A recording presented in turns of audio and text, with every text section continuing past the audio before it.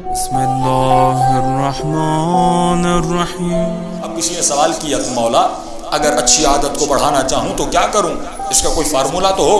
تو فرمایا پہلے کاغذ و قلم لو اور اپنی بری عادتوں کو لکھو۔ یہ حدیث آپ نے سنی، المؤمن مرآۃ المؤمن، مومن مومن کا کیا ہے؟ آئینہ ہے۔ تو میں آپ سے سوال کروں، آپ کا آئینہ کون ہے؟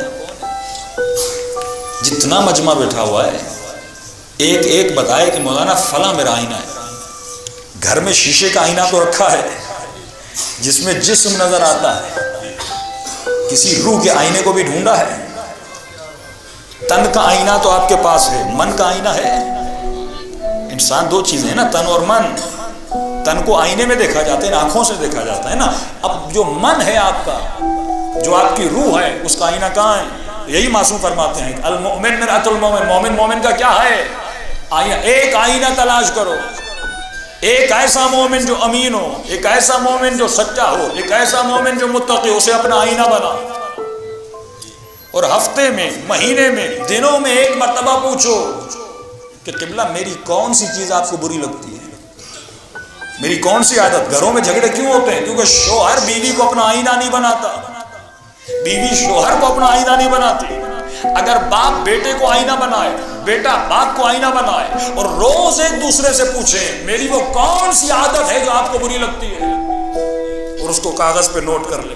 بیٹے کو کہے بیٹا یہ اخلاق مجھے اچھا نہیں لگتا، اس طرح بولنا آپ کا مجھے اچھا نہیں لگتا، اس طرح چلنا اچھا نہیں لگتا، یہ خلاف ادب ہے، اس کو کاغذ پہ نوٹ کر دے۔ اب معصوم فرماتے ہیں، اور ماڈرن سائیکولوجی کا بھی اصول ہے کہ کوئی بھی انسان اگر اپنے وجود سے بری عادت کو نکالنا چاہتا ہے اس کے لیے 40 دن کافی ہے۔